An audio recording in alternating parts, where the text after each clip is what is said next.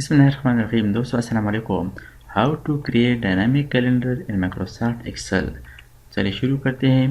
यहाँ से हम संडे शुरू करते हैं। संडे तो इसको हम इस तरीके से ड्रैग करेंगे, alt plus click and drag. अच्छा, यहाँ पर हम ईयर देंगे, इसको मैंने सेलेक्ट कर दिया। मर्ज एंड सेंटर, इसको भी सेलेक्ट कर दिया, मर्ज एंड सेंटर। यहाँ पर डेट लिखेंगे, ईयर, और यहाँ पर मंथ लिखेंगे। यहाँ पर हम एक और डेट लिखेंगे और यहाँ पर एक और फंक्शन। तो यहाँ पर हम फार्मूला लिखेंगे, लेकिन सबसे पहले हम यहाँ पर क्या लिखेंगे। फॉर एग्ज़ाम्पल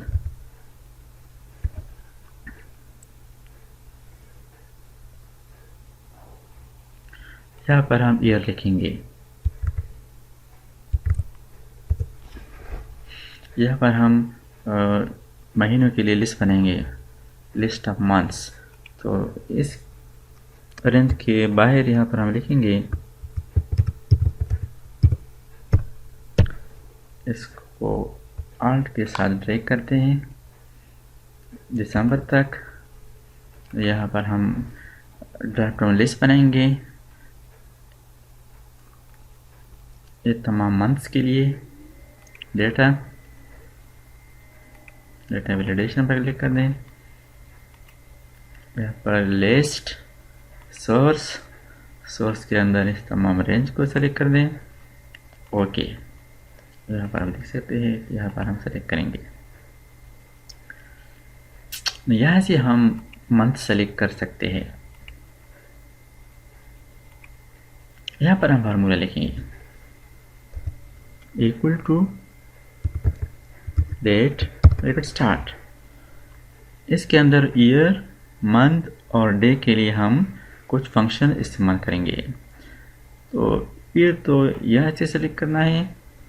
इसके बाद F4 प्रेस करिए ताकि ये सेल एरिया लॉक हो जाए, एब्सोल्यूट वैल्यू बन जाए, एब्सोल्यूट रेफरेंस।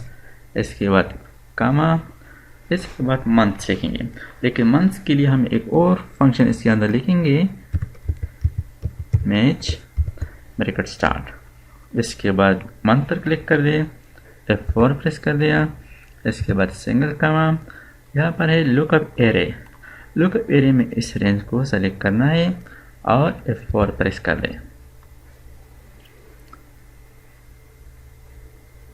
इसके बाद सिंगल कामा और एग्जैक्ट मैच के लिए 0 लिख दे, ब्रैकेट क्लोज, कामा, और डे के लिए 1 लिख दे।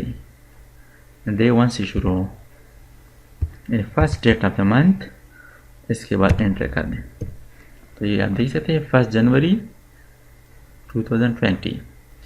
इसके बाद हम यहाँ पर एक और फार्मूला फंक्शन लिखेंगे, equal to weekday bracket start. यहाँ पर नंबर, सीरियल नंबर ये देना है। F4 एब्सोल्यूट वैल्यू बनाएं। इसके बाद सिंगल कामा।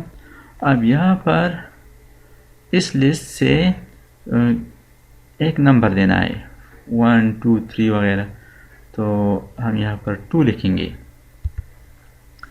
तो हमारा जो डे है वो संडे से शुरू है, ब्रैकेट क्लोज, एंटर। यहाँ पर अब संडे के नीचे यहाँ पर फार्मूला लिखना है, इक्वल टू, इस डेट पर क्लिक करें, दिस डेट माइनस दिस। इसके बाद ब्रेक, एंटर प्रेस कर दिया। यहाँ पर एक और function, equal less previous date plus 1, enter. अब इसको दाएं तरफ से सैटरडे तक ड्रैग करना है। इसके लिए शॉर्टकट Ctrl+R प्रेस कर दिया। अब इसको यहाँ तक नीचे भी फिल डाउन के लिए Ctrl+D शॉर्टकट मैंने इस्तेमाल कर दिया। इसके साथ ही यहाँ पर एक और formula, equal last date of the previous week plus 1, enter. अब इसको यहाँ तक Ctrl+D यानी फिल डाउन कर लें। अब इस रेंज को सेलेक्ट कर दे, सेलेक्ट। अब इसको मैं बॉर्डर लगाता हूँ, इसका साइज ज़्यादा कर दिया, इसको मैं दोबारा सेलेक्ट कर दिया, सेंटर। अच्छा, इसको हाईलाइट करना है, सेलेक्ट, इसको बोल्ड भी। अच्छा, इसके लिए भी कलर देते हैं, इसको भी बोल्ड कर दिया, अंडरलाइन कर दिया। अब इस कैलेंडर अरेंज को सेलेक्ट करें, इस रेंज को मैंने सेलेक्ट कर दिया। इसके बाद कंट्रोल 1 प्रेस करें, यहाँ पर कस्टम के अंदर यहाँ पर डी लिखती ताकि सिर्फ डेट ज़ाहिर हो जाए। ओके, अब इस लिस्ट को, इस तमाम रेंज को सेलेक्ट कर दिया। यहाँ से इसके लिए फॉर्मेट सेलेक्ट करते हैं, चलो ये वाला फॉर्मेट हो गया। अब इसको दोबारा मैंने सेलेक्ट कर दिया, यहाँ पर कंडीशनल फॉर्मेट के अंदर न्यू रूल्स पर क्लिक करें। यहाँ पर क्या करना है, use formula to determine which cells to format. इसके बाद फार्मूला वे फॉर्मेट वैल्यूज़, इसके अंदर क्लिक कर दें और यहाँ पर इस डेट को सेलेक्ट कर दें। इससे एब्सोल्यूट वैल्यू हटाने के लिए F4 3 दफ़ा प्रेस करें। इसके बाद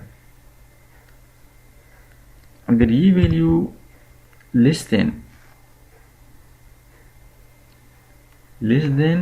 दिस डेट, इस तारीख, तो इसका जो फॉर्मेट होगा वो फॉर्मेट किस तरह होगा, इसको फिल नहीं करना चाहिए। और इसका जो कलर है ना, कलर वो इस तरह थोड़ा डिम चाहिए। इसके बाद ओके कर दें, अब आप देख सकते हैं।